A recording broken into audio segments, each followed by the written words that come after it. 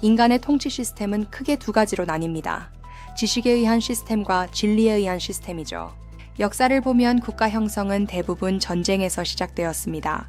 왕조는 서로를 정복하며 영역을 확장했죠.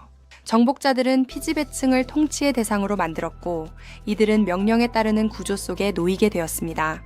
이러한 지배구조는 시간이 흐르며 형태만 바뀐 채 현대의 국가 시스템으로 그대로 이어졌습니다. 지배자들은 힘뿐만 아니라 권모술수와 분열을 이용해 자신들의 권력을 유지해왔습니다. 로마의 시저 이야기나 손자병법에서도 이러한 통치 기술의 흔적을 쉽게 찾아볼 수 있습니다. 결국 권력을 지키려는 이러한 전략과 분열의 정치는 오늘날 우리 사회에도 깊이 뿌리 박혀 있습니다. 현대 정치는 이익에 따라 동지와 적이 뒤바뀌는 치열한 투쟁의 장입니다. 권력을 향한 끊임없는 경쟁이 반복되고 있죠. 강대국들은 군사력과 자본으로 힘의 균형을 움직이며 필요하다면 약소국의 지도자를 매수해 자신들의 이익을 관철시킵니다. 미국에 보이지 않는 자본 세력과 강대국의 힘에 의해 각국의 정치적 방향이 조정되는 것이 지금의 현실입니다. 특히 대한민국은 강대국 사이에서 통일 이후의 국경 문제와 급격한 중국화라는 복잡한 위기에 직면해 있습니다. 일부 지도층의 행보는 대다수 국민의 뜻과 달리 국가를 예속화의 길로 이끌며 홍콩과 같은 중국화를 가속화할 위험이 있습니다. 결국 거대 권력의 흐름 속에서 대다수 국민은 자신들도 모르는 사이 타국의 이익에 예속될 위기에 놓여 있습니다. 현재 대한민국을 보면 지도층의 중국화 현상뿐 아니라 국민들이 물질의 풍요 속에서 이기주의화되고 있다. 그러다 보니 세상 일에 무관심한 상태에 빠져 사회와 정치에 대한 관심이 줄어들고 있는 것은 아닌지 생각하게 된다.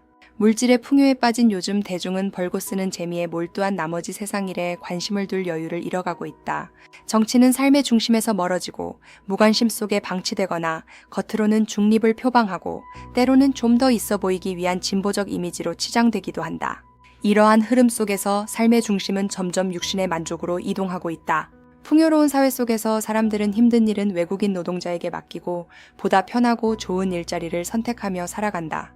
소득과 소비의 여유 속에서 삶의 편의는 극대화되었고 세계적으로도 높은 수준의 소비 환경이 형성되어 있다.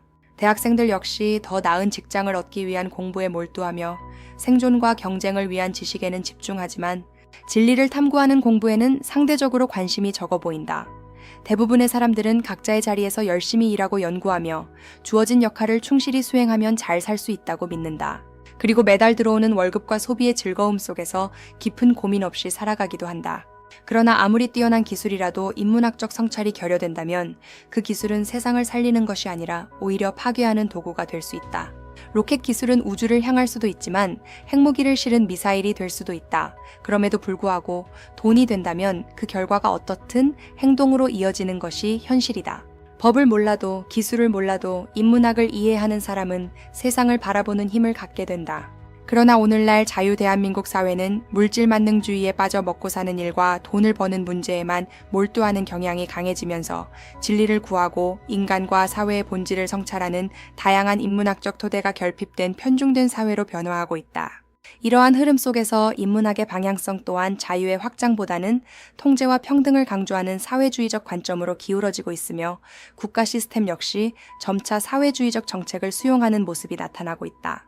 특히 국회의 다수당 주도로 입법이 빠르게 추진되면서 행정과 사법 영역까지 영향력을 확대하려는 움직임이 보이고 이는 이웃 국가인 중국이나 북한과 같이 국민의 자유를 통제하는 사회로의 전환 가능성에 대한 우려를 낳고 있다. 인간의 경험과 지식으로 인간의 인권을 강조하며 만들어진 자유민주주의는 개인의 자유를 바탕으로 발전해왔다. 그러나 그 자유가 극대화되는 과정에서 일부는 자원과 기회를 독식하는 현상이 나타나기도 한다. 이를 바로잡기 위해 평등을 추구하며 개인의 자유를 통제하게 되면 또 다른 문제로 권력이 특정 집단에 집중되는 상황이 발생할 수 있다. 그 결과 독재가 형성되고 그 권력을 통해 다시 독식이 이루어지는 최악의 상태에까지 이르게 되기도 한다. 이처럼 인간이 만든 통치 시스템은 균형을 유지하기 어려운 구조적 한계를 지니고 있으며 결국 만백성이 최고의 권세가를 섬기게 되는 흐름으로 이어지기도 한다.